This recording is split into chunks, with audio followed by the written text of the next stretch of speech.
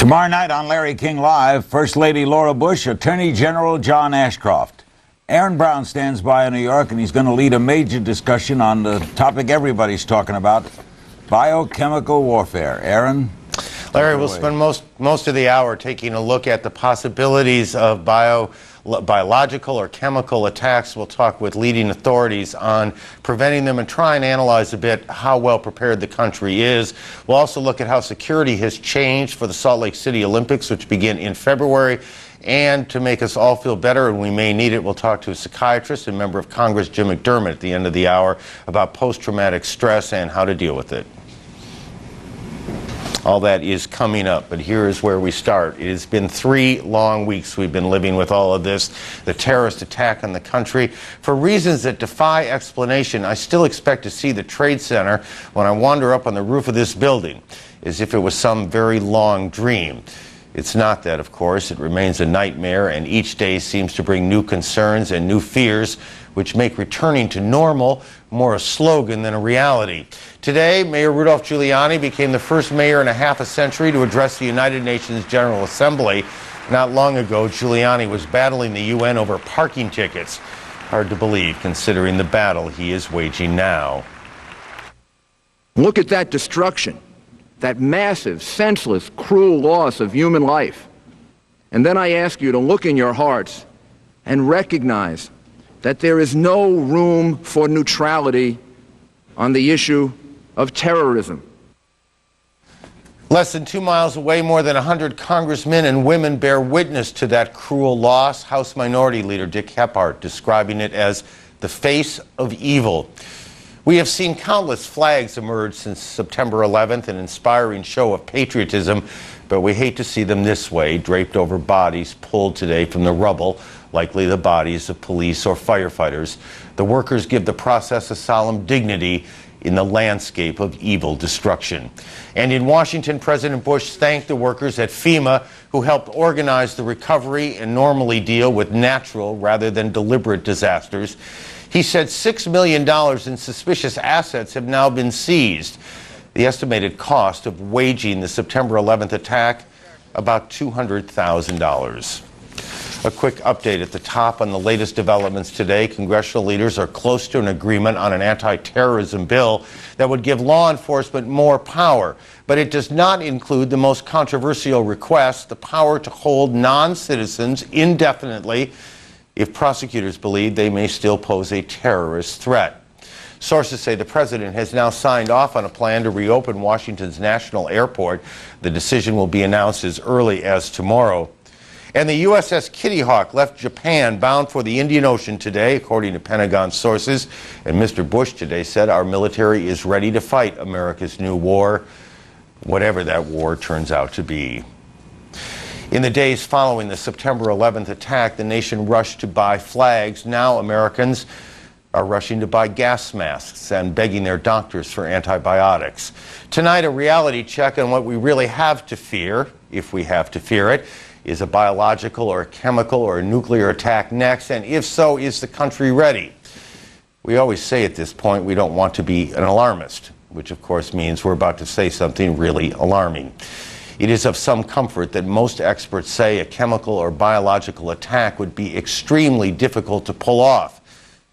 But then again, they might have said that about hijacking 4 planes and slamming them into 3 landmark buildings. Clearly, the terrorists were possessed with an evil imagination, and they have forced us to have one as well. So we begin with a look at the threat of a biological attack, a technique that goes back to the Middle Ages. A virus causing great concern killed at least 300 million people in the 20th century. That was smallpox. Here's CNN medical correspondent Rhonda Rowland. A scene from the last real war the United States fought against smallpox, the year 1947. More than 6 million New Yorkers lined up to be vaccinated against the deadly virus after an infected tourist was diagnosed with the disease. What could have been a devastating epidemic ended with only 11 cases and 2 deaths, a public health triumph. A global vaccination program eradicated smallpox from the planet in 1977. The man who was in charge of that campaign is Dr. D.A. Henderson. Now he's assessing the risk of smallpox being used as a weapon of terror. This is a possibility, but we still believe that this is an unlikely possibility. That is, there's the risk that this is going to happen, that somebody's going to be able to pull this off, is small, but it's there. It's not zero. The speculation is that it would be released into the air as an aerosol, possibly from an airplane or perhaps in a closed room. People would then breathe it in. You couldn't smell it, you couldn't see it, you wouldn't know that it was there. Those infected would feel absolutely nothing for about 12 days. Then symptoms begin to appear. The initial symptoms are very similar to flu: fever, backache, muscle aches. And after about 3 days of those symptoms, you start developing a rash. People are contagious once the rash begins. From the very first stage of rash, the individual can spread it. You can spread the disease to people who are in your immediate vicinity, 6 feet or so away. The rash is very painful, usually causes scarring for life. Some people go blind. And about 30% of those who get smallpox die. Smallpox is not as contagious as the flu or measles, but it's contagious enough to spread quickly. Health experts estimate, based on past outbreaks in Europe, each smallpox victim could spread the virus to at least 10 others, and that's a conservative figure. So if 50 people were infected in a biological attack, 2 weeks later, 500 people would be infected, and 2 weeks after that, 5,000 people. But a recent simulated exercise called Dark Winter of a fictional biological attack with smallpox on 3 U.S. cities found 3 months after the attack, the virus spread to 25 states and 15 countries, killing 1 million people. There are those who said, well, this is an extreme example of what might happen, that it's a worst-case scenario. I wish I could say that, but I can't. In real life, to contain an epidemic of smallpox, it would take an alert physician to identify the biological attack early on. When they get the rash, that would start to send up red flags. Unfortunately, most physicians in this country have never seen a case of smallpox. And in the first couple of days, it will look very similar to chickenpox. There are problems here in a number of areas where the doctors in, let's say, emergency rooms or in private practice do not usually think of calling immediately to the public health authorities in their area to say, I've got a couple of cases that look very strange to me, I don't know what they are, I would like your help. If there is encouraging news on the level of U.S. preparedness, it is this. Experts say the United States is far better able to identify a biological agent than it was just 2 years ago. That's when the Centers for Disease Control and Prevention launched a network of 50 specialized laboratories across the country. Specimens taken from patients would be shipped to one of these labs for state-of-the-art analysis. So once suspicions are raised, a biological attack could be identified within 24 hours. A smallpox vaccine can stop the disease in its tracks if given within 3 to 5 days of being exposed to the virus. No one under the age of 30 has been vaccinated. Those of us who are older than that were probably vaccinated at least once, maybe more often. And over time, immunity wanes. The United States has a 25-year-old stockpile of smallpox vaccine. The problem? It's dwindled to about 15 million doses. Another 40 million are on order. The nation's top health leader has said production of the vaccine will be sped up by 2 years and be ready in 2002. We see the potential for emergency supplies being turned out very quickly. We see the certain measures we can take to stretch the vaccine supply effectively in an emergency. So we're feeling at this time much more confident about our vaccine supply than we were even a week ago. To fight a biological attack, America has learned that just like in New York City in 1947, its only defense is a rapid early warning system and plenty of vaccines. Rhonda Rowland, CNN, Atlanta. As you just heard, smallpox kills about 30% of those people who contract it. Anthrax is even more deadly, killing 90% of its victims. And the latest Newsweek magazine is reporting that operatives of Osama bin Laden's terror network tried to obtain anthrax in Eastern Europe, apparently without success. A look now at anthrax from CNN's Dr. Sanjay Gupta. It is only a few microns in size, doesn't require many nutrients, and has the capability to kill millions. It is common only in animals, but now the world is learning the effect anthrax can have on humans. First, it is grown in a laboratory. It would then be weaponized, that is, dried or ground into particles small enough to float on air. The aim? To reach as many people as possible, perhaps through a car or a truck, driving around the city, spewing the deadly germ in its wake. Or maybe a crop duster. Any method to get it into the air. Then into people's lungs, where it passes through tissue called alveoli. The spore gets inhaled into the bottom of the lungs. It then moves to the lymph nodes in the chest. And as a result of reasons we don't understand, at some point that spore germinates. It starts multiplying, it enters the bloodstream, and the usual reactions of the immune system and septic shock ensue. Those spores can enter the body in 3 ways. They can be swallowed, they can infect the skin, and the most deadly way, they can be inhaled. The symptoms, at first, are like the flu, including fevers, chills, and weakness. The victim may get better for a while, but then will most certainly get worse. Over the next 1 to 6 days, serious breathing problems and shock can occur. The world has learned from past mistakes. Inhaled anthrax is usually fatal. We know, for example, of an accidental release of anthrax from a Soviet production plant out near Sverdlovsk in the Urals. That resulted in about 65 fatalities, but a very tiny amount of this anthrax powder escaped from the plant in the middle of the night as a result of someone forgetting to replace an air filter. And it killed people and animals many kilometers downwind. In animal and laboratory tests, the antibiotic ciprofloxacin worked well at controlling symptoms and preventing deaths. If you treat people very early, preferably before they get symptoms, you can save them from anthrax. But many doctors worry that patients might think they have anthrax when it may just be the flu, and react by unnecessarily taking the antibiotic. There is also a vaccine for anthrax. It's about 93% effective. The CDC recommends it for soldiers, some farm workers, and others who might be exposed to anthrax. It takes 18 months to complete the series of shots. Justified fear or needless panic? The answer probably lies somewhere in between. Regardless, the decision whether to be vaccinated or to always carry ciprofloxacin is a personal choice. Experts do agree, however, the only truly reliable prevention is to stop such attacks before they come. Dr. Sanjay Gupta, CNN, reporting. We'll try and sort through this question of justified fear or fear-mongering. We'll talk with 3 authorities on the weapons of mass destruction when we come back. Still ahead, calming your fears.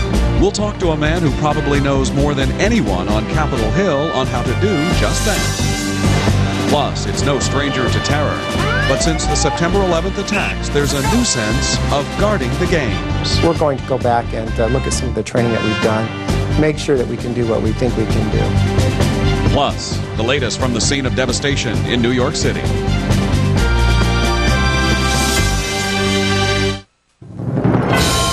From the tragedy of the terrorist attacks to the reaction across our country and overseas. Their barbarism will stand as their shame. Depend on CNN for the facts, the issues, and the human side of this drama. For the most comprehensive coverage of America's new war, depend on CNN. John Lennon, his words, his music, were the touchstone for a generation. Now, his message lives on. Live from Radio City Music Hall, see Dave Matthews, Alanis Morissette, Moby, Nelly Furtado, Mark Anthony, Stone Temple Pilots, and many more in a live concert dedicated to New York City and its people. Come together, a night for John Lennon's words and music, hosted by Kevin Spacey. Be a part of it live Tuesday night at 8 on TNT and the WB. Joining us now to talk about the threat of biological or chemical attack, Ken Alabek is in Washington tonight. He developed biological weapons for the Soviet Union for 20 years until he defected in 1992. Also in Washington, Javed Ali, the author of Jane's Chemical Biological Defense Guidebook. And in Denver tonight, Dr. Stephen Cantrill, Associate Director of Emergency Medicine at the Denver Health Medical Center. Dr. Cantrill was involved in a mock attack called Operation Top-Off. He says it showed how unprepared many hospitals are for a big attack. Welcome to all of you. Mr. Alabek, you seem like the reasonable place to start. How doable is one of these attacks? Can it actually happen? You know, if we talk about biological weapons, what we need to keep in mind, there are just not smallpox and anthrax, there are many different agents. And if we talk about a possible terrorism events, a possible use of biological weapons deployed here in the United States, I wouldn't say it's something could happen either today or tomorrow, but we definitely need to keep in mind that it could happen in the future. And Mr. Ali, if you agree with that, what is the limitation? Why is it unlikely to happen today or tomorrow?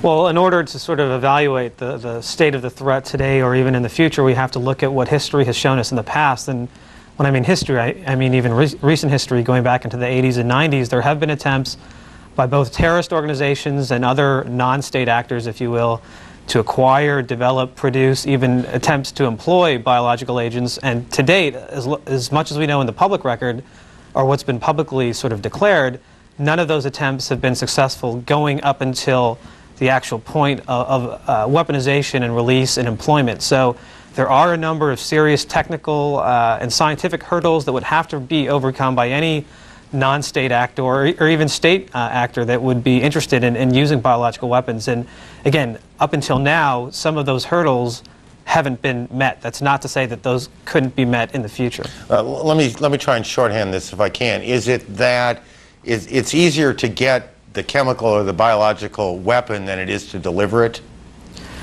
In a nutshell, I mean, producing an agent is definitely within the realm of possibilities, but as Ken was talking about, that there are within the general specter of biological terrorism, there are different biological agents and different categories of agents.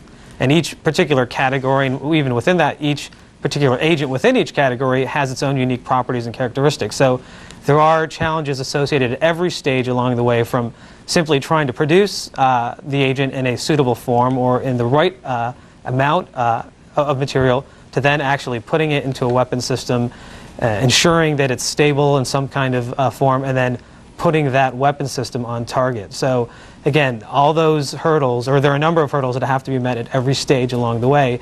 Okay. And up until, I'm sorry.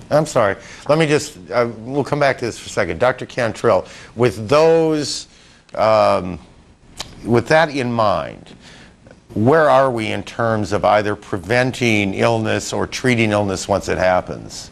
Well, I think we're much better off than we were several years ago. We've made great strides in terms of our preparedness, but there are still components of our healthcare system that I think are quite vulnerable. By and large, metropolitan hospitals have little or no surge capacity. That is, they cannot deal well with a sudden increase in their patient volume. I think access to antibiotics, while much better now, especially with the CDC's push packages that they have available and they can be called in 12 to 24 hours, that's certainly a plus. But I think regionally there are still some concerns about what are we going to do for the first 24 hours to treat these patients. And I think awareness amongst the medical community is a very important issue. Up until this time, there hasn't been a lot of interest in learning about the signs and symptoms of different presentations of potential biological agents. Hopefully there will be more interest now. If there were, Dr. Cantrill, some sort of mass attack with this, how would the system actually deliver the drugs to keep people from dying? I mean, it's one thing to get the drugs to Denver or New York or wherever, but somehow you got to get them to the people who are affected. That's correct, and that's a real challenge. Fortunately, there's ongoing research now into the best logistical fashion to use to dispense drugs to millions of people within a short period of time. We, during Operation Top Off, set up a demonstration point of distribution, and we found that, in fact, we could not get many doses out to many patients, and it took a lot of manpower. So I think people will be trying different ideas, and I know currently there are a few grants that have been issued to study this issue. Mr. Alabek, let me go back to your other life, those years before you defected. What was the plan? What was the idea? What were you trying to come up with? The Soviet Union has established its offensive biological weapons program many years ago in late 20s. But in the Soviet Union, this program was not a terrorist program. The Soviet Union didn't mean to use these weapons as terrorist means to conduct wars. A major, let me say, idea was to develop real means to conduct wars. That country was capable to establish one of the most sophisticated, one of the most powerful biological weapons program in the world ever created. This program included research and production of many viruses and bacterial agents. For example, when we talk now about just smallpox or anthrax, I'm a little concerned. In my opinion, we, let me say, underestimate this problem, because there are many different agents could be used in biological weapons. And specifically using the Soviet Union's example, we can say, for example, bacterial agents like anthrax, plague, brucellosis, tularemia, glanders, viral agents like smallpox, Ebola, Marburg, some hemorrhagic fevers.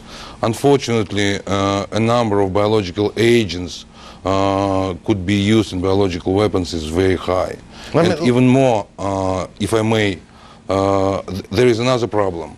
When we discuss whether or not it's difficult to deploy biological weapons, what I'd like to say, we shouldn't disarm ourselves saying it's very difficult, because there are many difficult techniques to deploy biological weapons. And in this specific case, what I'd like to say, it's not just deployment, some deployment using dry or liquid biological weapons in the form of aerosol form. Unfortunately, there are some others. Sir, let me stop you there. All of you, thank you for getting us started in a conversation that obviously has some miles to go, but thank you for joining us tonight. Thank you. Thank you. Still ahead from us tonight, a nation scarred by the images of September 11th. We'll be talking later with Congressman and psychiatrist Jim McDermott, and a very different kind of practice going on at the Winter Olympic Park in Salt Lake City, protecting the Winter Games from a terrorist attack. This special report continues in a moment.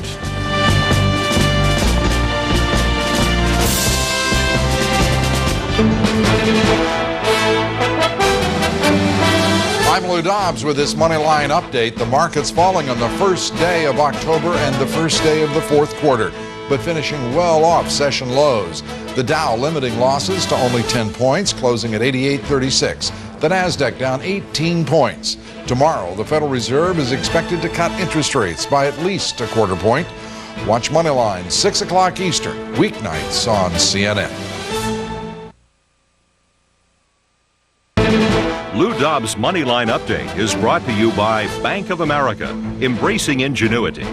For a snapshot of today's market movement, log on to cnnfn.com.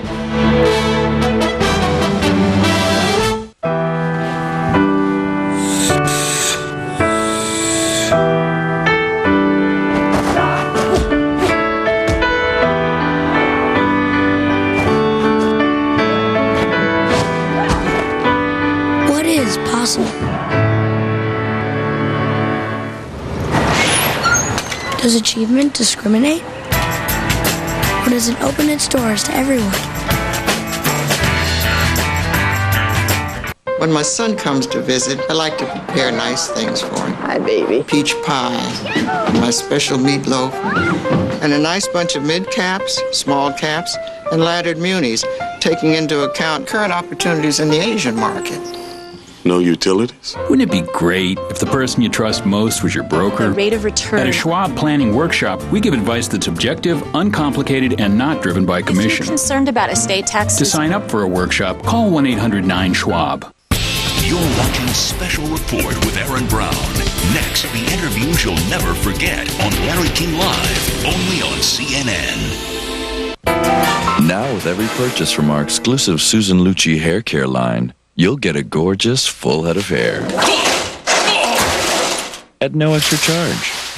The Susan Lucci Collection, only on Home Shopping Network.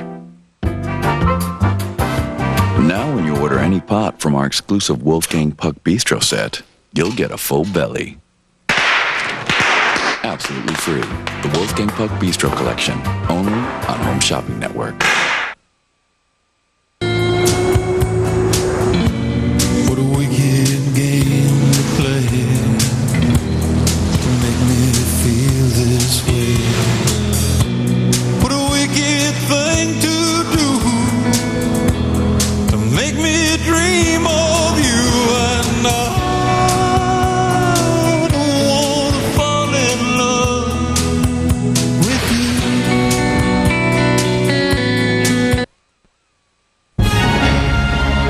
This is CNN. John Lennon, his words, his music, were the touchstone for a generation. Now, his message lives on. Live from Radio City Music Hall, see Dave Matthews, Alanis Morissette, Moby, Nelly Furtado, Mark Anthony, Stone Temple Pilots, and many more in a live concert dedicated to New York City and its people. Come together, a night for John Lennon's words and music, hosted by Kevin Spacey. Be a part of it live Tuesday night at 8 on TNT and the WB.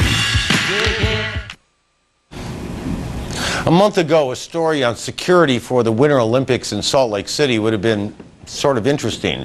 Tonight, you may be glad they have a few more months, the games don't start till February, to rethink the security plan. Those of us old enough to remember Munich know what a tantalizing target the Olympics are for terrorists seeking to take some lives and gain attention. There would have been concern about that before September 11th. Imagine what those concerns are now. Here's CNN correspondent Mike Betcher.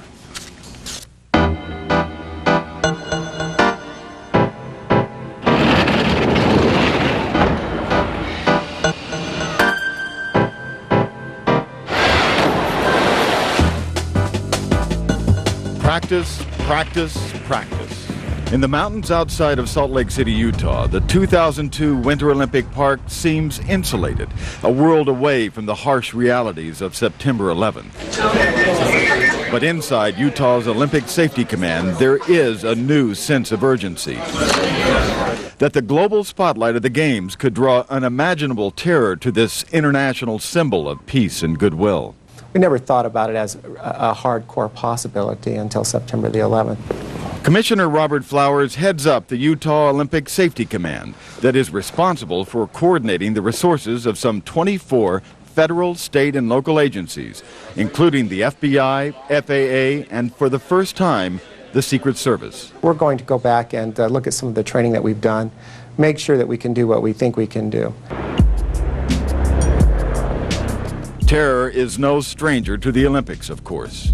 In 1972, Palestinian terrorists took Israeli athletes hostage, then later killed them. Let's go! In 1996, a bomb in Atlanta Centennial Park killed one, wounded more than 100 others. I need some help! So even before September 11th, the Public Safety Command was already preparing for a variety of scenarios. Please stay where you're at! Including chemical, biological, even radioactive weapons. Add suicide bombers to the list of concerns. I believe when you look at what's occurred, when you have somebody who's very committed, it can be a very daunting task to keep something like that from occurring. Seek. So there will be more federal agents to guard Olympic venues, and more of the military above and beyond the 1,400 troops originally expected. The federal government has already contributed $200 million for the Olympics, and organizers are asking Washington for millions more to cover the added security costs. I don't think anyone is concerned about seeing too much security in this country these days. Mitt Romney is president of the Salt Lake Olympic Committee. I think we all want to know that everything we're doing, particularly in a public venue, is safe and sound. The 1999 World Skeleton Champion. For athletes like Olympic hopeful Jim Shea, concerns about safety are tempered by a desire to win. Hey, we may as well call this new track Shea Stadium. Shea says most of the athletes he's talked to are more focused on competition. Like him, they're used to taking risks. A world champion member of the U.S. skeleton team, Shea regularly hurdles head first down a mountain at 80 miles an hour. Oh, I'm not concerned with my safety, you know. I mean, you can't, you know, I'm American, you know, Americans don't run around scared. You know, I think that's the attitude of a lot of other athletes, you know. They've been training their whole life to do this, and they want to do it. Open-air venues like those involving Shea's skeleton competition pose a particular challenge. If somebody wants to sneak in off the back of a mountain, they're going to have to trump through a lot of snow, and they're going to be pretty visible. All of our venues have secure perimeters. Now, I won't go into the details of what that means, but there's not some place you can come walking in off of a mountain and get into an Olympic venue. Ever since Munich, Olympic organizers have played out a what-if exercise. What if a plane tried to crash into the stadium where opening and closing ceremonies are held? Salt Lake City's answer begins with a no-fly zone that's backed up by force. New plans are going in place, from protecting the water supply against poisoning to tighter scrutiny of visas for athletes. They were concerned whether or not we'd be able to meet that deadline. But Commissioner Flowers is coy about other tactics, such as using police snipers to guard the games. We have it all. Flowers says nothing is off the table. There will be a security zone around part of downtown Salt Lake City. The aim? To avoid a repeat of Atlanta. In the games in Atlanta, they had a central plaza where people gathered for celebrations. It was called Centennial Park. And a decision was made not to have it have a fenced perimeter with magnetometers and bag checks and high security. And we've made a very different decision. We've decided that we're going to take a 9-block area of downtown, surround it entirely with fencing, have entrances only through magnetometers with bag checks, and with security personnel extensively through that area. The International Olympic Committee is expressing confidence in Salt Lake security plans. But the IOC is also taking extraordinary steps, granting its president the power to cancel the games.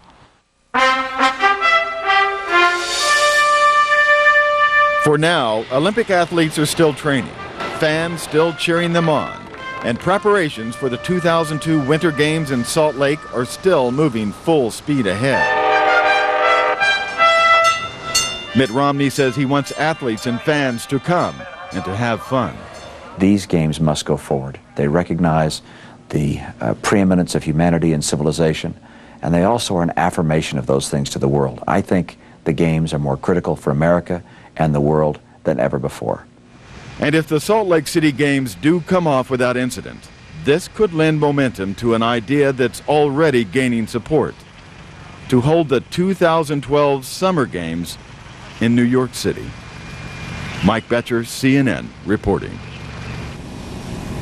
In a moment, we'll talk with the man in charge of making those Olympic Games safe. And we'll also talk with a security consultant who warned of an attack on the last Olympics to be held in the United States. We'll talk to them both in a moment.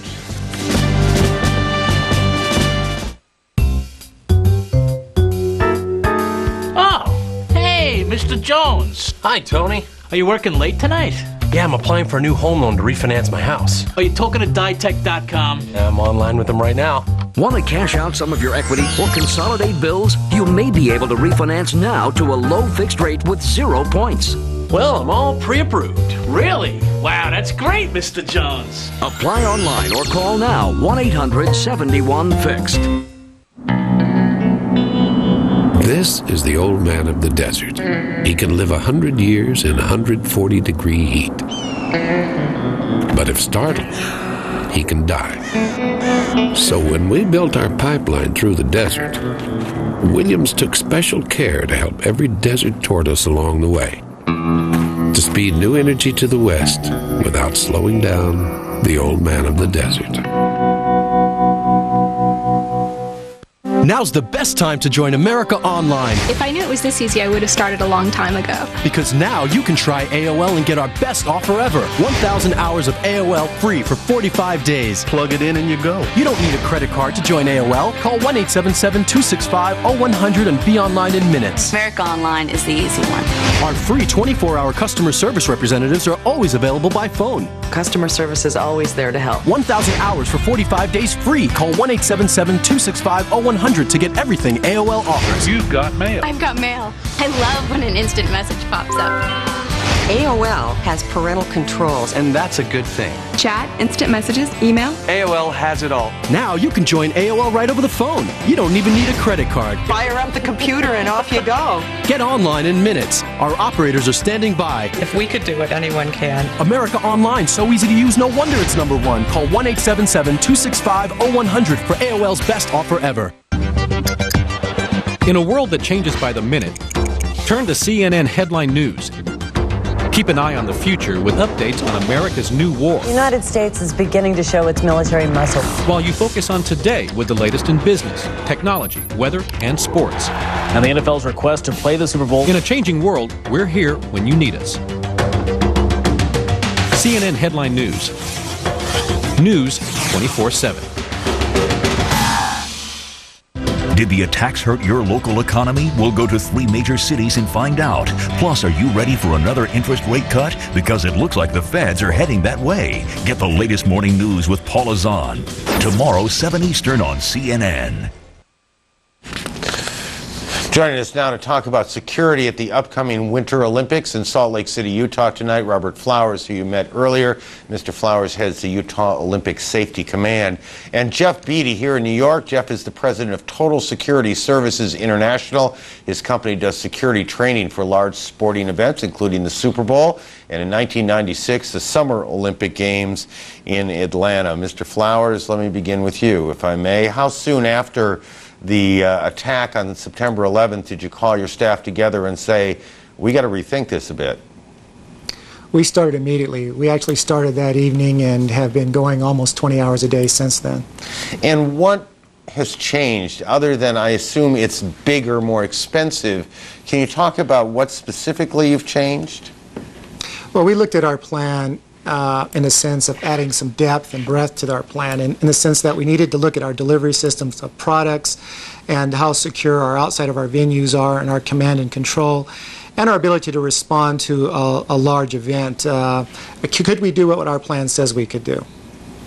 Mr. Beatty, let me turn to you for a second. One assumes when you plan security for these things, you plan to prevent whatever can happen. So how can you plan more to prevent whatever can happen, in a sense? How do you make it bigger than it was? Well, think of a... Hang on, Mr. Flowers, hang on one second. Let me come to you for a second. Sure. Let me go to Mr. Beatty first. We'll get to you. Hang on. Well, I think that, first of all your security planning is dictated by the perceived threat.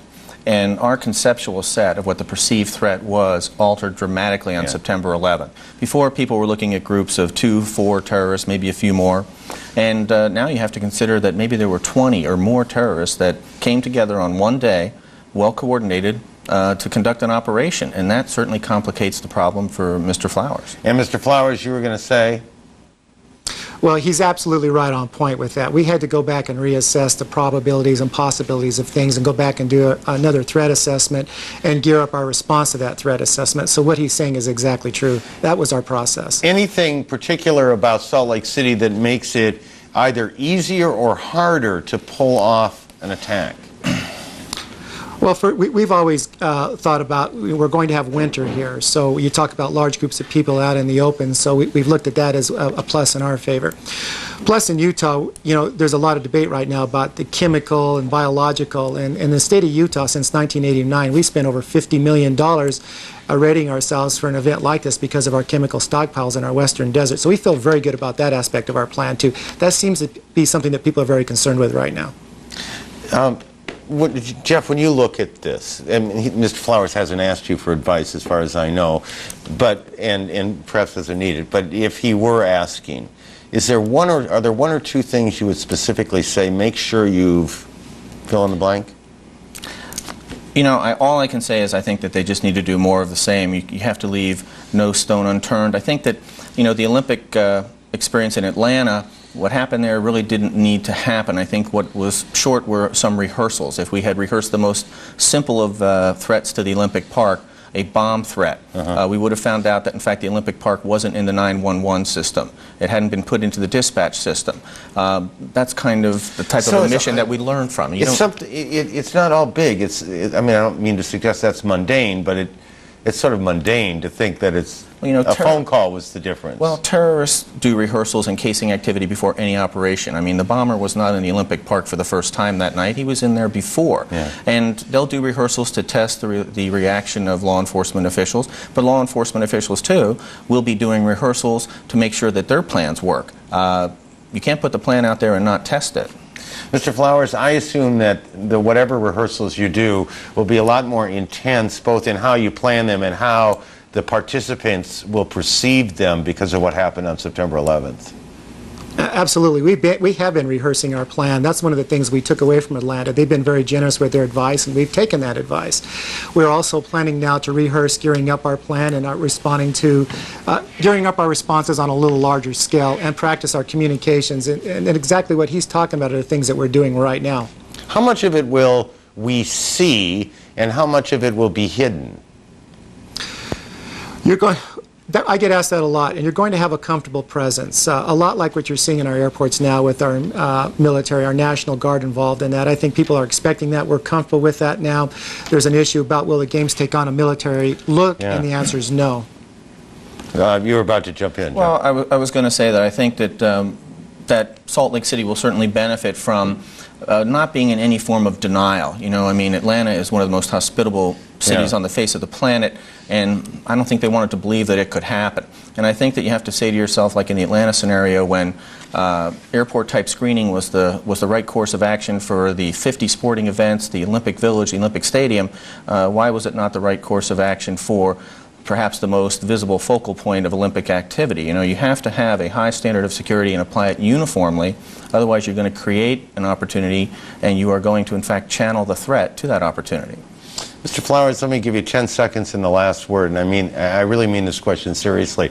Are you sleeping at night these days? We're not getting a whole lot of sleep out here, but we feel very good about what we're doing.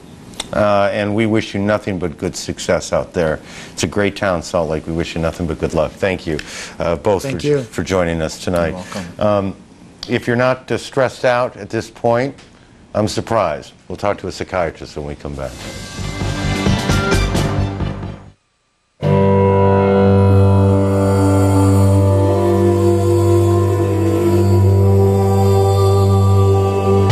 Bridgestone makes a tire that can get you feeling the same way in that rain, distinctly confident. Introducing the all-new Potenza RE950. Traction in the rain stays up, even as the tread wears down. See, what we learn on the track is now on the road.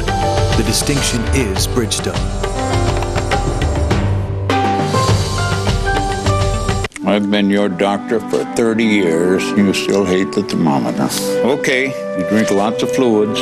Take it easy for a day or two. And we need to balance your portfolio. Here's a few long-term bonds I find attractive. Wouldn't it be great if the person you trust most was your broker? Let's look at your current allocation. At Schwab, we give advice that's objective, uncomplicated, and not driven by commission. Call 1-800-7-SCHWAB to set up a consultation to check the health of your portfolio. And lay off the junk bonds. Your voice network, your data network. Bring them together and see what you can do for your customers with converged networks from Avaya. Communication without boundaries. Did the attacks hurt your local economy? We'll go to 3 major cities and find out. Plus, are you ready for another interest rate cut? Because it looks like the feds are heading that way. Get the latest morning news with Paula Zahn. Tomorrow, 7 Eastern on CNN. We've wondered for 3 weeks now how all of this is going to affect the country emotionally. The pictures have been seen so many times, so many feelings have been churned up. We're joined now by Democratic Representative Jim McDermott of Washington, but in this case, it is not his political role that we seek. Representative McDermott is the only psychiatrist in Congress that I know of. He says the nation is facing a collective case of post-traumatic stress, and we don't argue that. Congressman, it's nice to see you again. It's good to see you. When you're you were out in Seattle talking to your constituents. Are they stressed out 3,000 miles from where this took place? Yes, you hear the same things there, maybe not as intense as you would in New York, where people have actually lost people, but everybody saw it in real time, not only the building being hit, but then the buildings collapsing, and they saw it over and over again, and it's burned into their consciousness in a way that they can't get it out of their thinking. Someone said to me today, someone called me and said, you people are showing the ground zero too often, it's depressing people. And we had one of those media arguments about what our role is. But do you think just seeing that image, forget the planes, which are shocking and sickening enough, but just seeing the ground zero, the workers, the rest, is also weighing on people? Well, I made the recommendation to my fellow caucus members that they go home and tell people to stop showing kids that kind of stuff. They don't need it. It makes them worried about where their parents are when they fly and all these kinds of things. So I don't know whether adults, I'm not into censoring the news as you see it, but I do think that for children particularly, getting that stuff out of their visual daily life is really an important thing to do. How do we as a country, how do we as individuals, I'm not sure countries can deal with this, how do individuals deal with this? Talk about it? Yeah, it's the only way. You know, I was a Navy psychiatrist during the Vietnam War, and I saw these kids coming back, and I sat and talked with them about the horrible things that they'd been through, and they just have to keep talking about it and keep talking about it. Some people get over it rather quickly. Other people, it's a prolonged process. And I think that you see irritability, you see sleep deprivation, you see flashbacks, you see all kinds of sort of thinking about it when you don't want to be thinking about it, just comes breaking into your mind. The only way that gets worked out is by talking to people. I was flying out talking to a flight attendant who left her 11-year-old daughter, and they had a big discussion about whether the plane was going to crash before this woman got on the plane, and that's going on everywhere in the country. You know, I think because I spent some time in Oklahoma City after the attack there, one of the things I've thought a lot about is survivor's guilt, people who did get out of the building or rescue workers that did survive. We know that those are real psychological disorders, if I think probably the right word, this guilt they feel. How do they deal with it?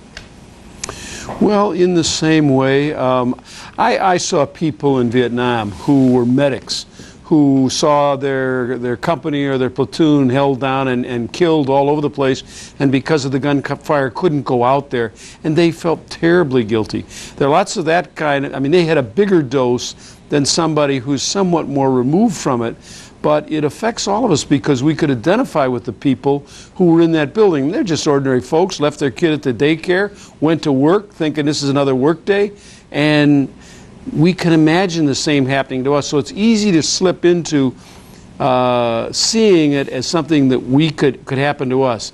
Before that, we could always say, well, it's happening somewhere else in the world. It won't ever get to me. But now we've had that sort of security shield shattered. You know, this is more policy, I guess. We as a country have never dealt with emotional problems in the same way we've dealt with classic medical problems. Do you think that the services are there and available to people, and you're talking about a large chunk of the country, really, who may need them now?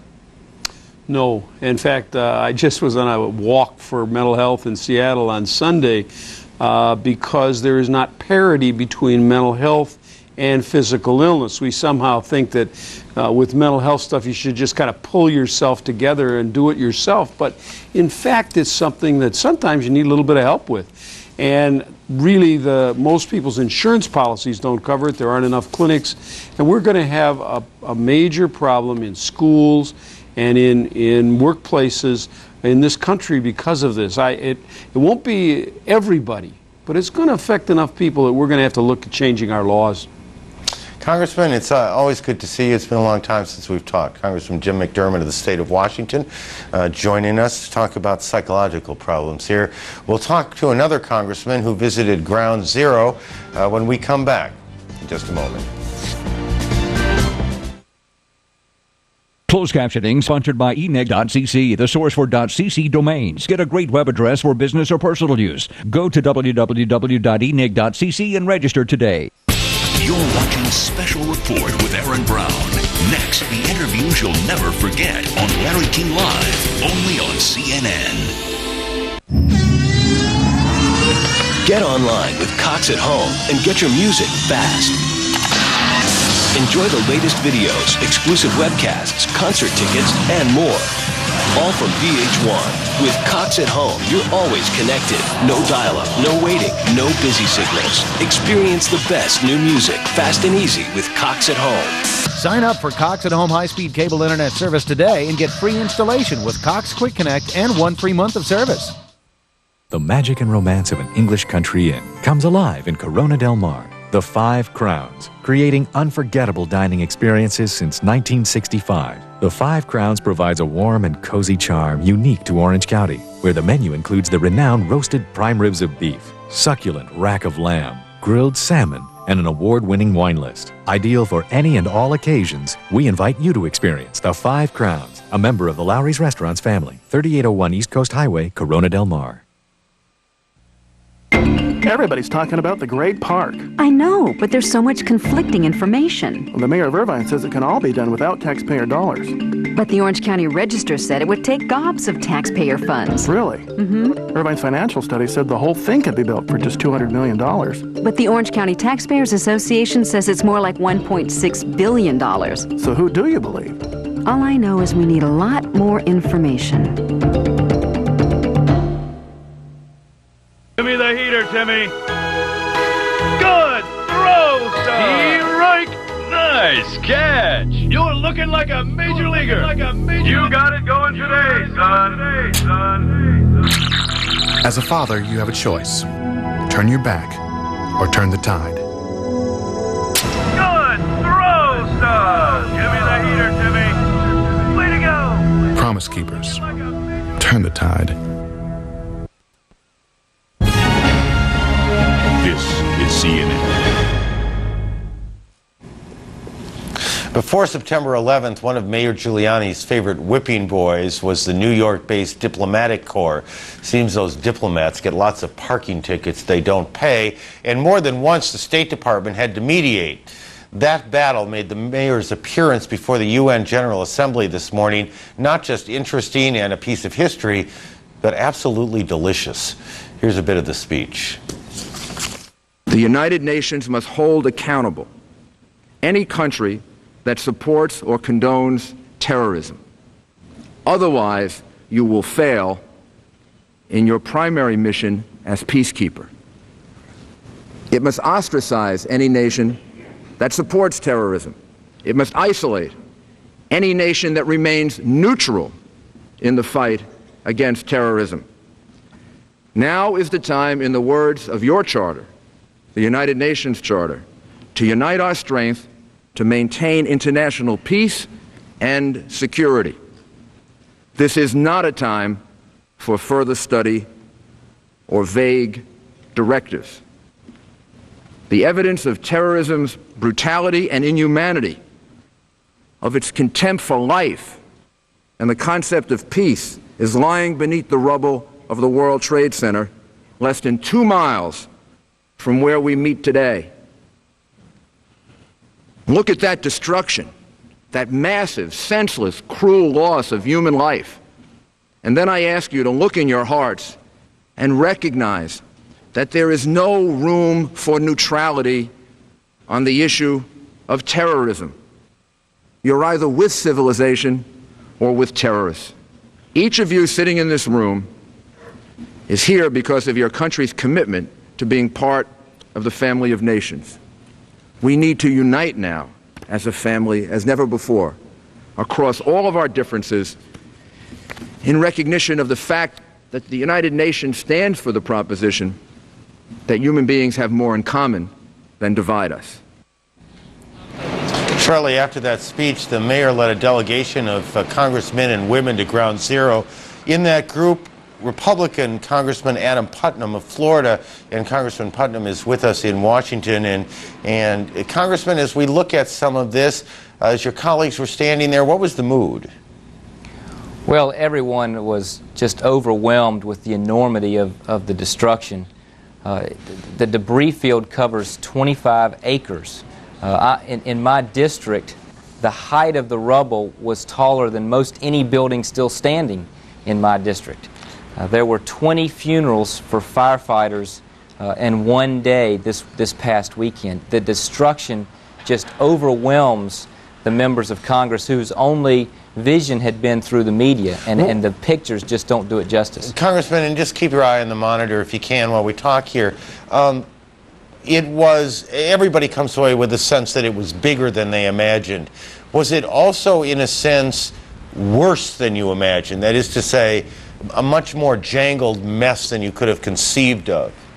It really is. You have no concept of how these massive pieces of iron and steel are twisted as if they were aluminum foil, and the collateral destruction of hotels and office buildings blocks away that have every window on that side of the building blown out. It is an unbelievable destructive force that swept through that area, that the force of which is incomprehensible unless you can see it. As we watch the pictures, Congressman, do you think your constituents have a different view of New York than they had 3 weeks ago? Well, I think they have, in an ironic way, a more positive view of New Yorkers in the way that they reached out to help their fellow man. New York is a city that did not previously have a reputation as being a very hospitable or friendly, warm city, and yet you saw shopkeepers opening up all of their inventory to unload water and snacks on the victims fleeing the rubble. And so there is a much more close-knit sense about our nation. There is less a sense of Northerners and Southerners, of Easterners and Westerners, that we are all one America now, bound together by this tragedy. Have about 30, 40 seconds here. Did you leave sad, angry, or both, or some other emotion I haven't thought of yet? Well, again, is overwhelmed by the destruction and more resolute than ever that we will rebuild New York with the help of the entire nation, and we will redouble our efforts, our steadfast efforts to hunt the world over to find the people who had any part whatsoever in planning this, harboring those who planned this, or had anything to do with these terrorist organizations. Congressman, 5 seconds here. I'm sure you're tired of answering this, but I know people are thinking it. How old are you? Well, I'm over the hill now. I'm 27, but I was 26 when I was elected. Unbelievable. Thanks for joining us very much. Thank you. Nice to meet you. 26. We'll take you back to ground zero. These are live pictures, and this CNN special report will continue in just a moment.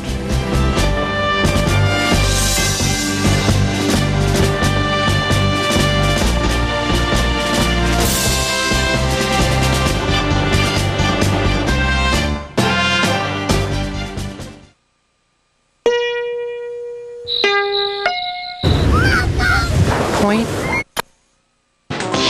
shoot, create. The HP Digital Photo Studio, featuring the Pavilion 7970 with the Intel Pentium 4 processor. How will you use it? Save up to $250 by mail on HP digital photography products. Worried about unexpected bills or mounting credit card debt? Log on to Ditech.com or call 1-800-71-FIXED and apply for a second mortgage with Ditech's no closing cost option. With a second mortgage, you may be able to consolidate your high interest debts into one low monthly payment. It's smart money from Ditech.com. Apply online or call us at 1-800-71-FIXED right now. Now's the best time to join America Online. If I knew it was this easy, I would have started a long time ago. Because now you can try AOL and get our best offer ever. 1,000 hours of AOL free for 45 days. Plug it in and you go. You don't need a credit card to join AOL. Call 1-877-265-0100 and be online in minutes. America Online is the easy one. Our free 24-hour customer service representatives are always available by phone. Customer service is always there to help. 1,000 hours for 45 days free. Call 1-877-265-0100 to get everything AOL offers. You've got mail. I've got mail. I love when an instant message pops up. AOL has parental controls, and that's a good thing. Chat, instant messages, email. AOL has it all. Now you can join AOL right over the phone. You don't even need a credit card. Fire up the computer and off you go. Get online in minutes. Our operators are standing by. If we could do it, anyone can. America Online, so easy to use, no wonder it's #1. Call 1-877-265-0100 for AOL's best offer ever. In a world that changes by the minute, turn to CNN Headline News. Keep an eye on the future with updates on America's new war. The United States is beginning to show its military muscle. While you focus on today with the latest in business, technology, weather, and sports. And the NFL's request to play the Super Bowl. In a changing world, we're here when you need us. CNN Headline News. News 24/7. Did the attacks hurt your local economy? We'll go to 3 major cities and find out. Plus, are you ready for another interest rate cut? Because it looks like the feds are heading that way. Get the latest morning news with Paula Zahn. Tomorrow, 7 Eastern on CNN.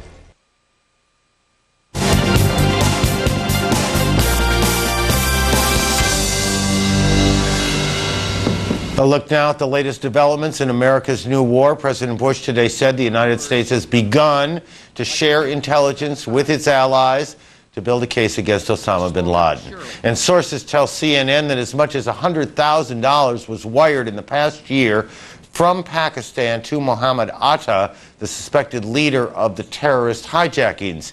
2 Virginians appeared in federal court in Alexandria today. Authorities believe they unwittingly helped some of the suicide hijackers fraudulently obtain driver's license. They will be held until detention hearings can be conducted. That is set for Wednesday. Coming up a little bit later in this hour, we'll take a look at skyscrapers, if they have a future, and what to do with the place that was the World Trade Center. That's coming up a little bit later, but now we turn it over to our colleague Jeff Greenfield in tonight's edition of Greenfield at Large.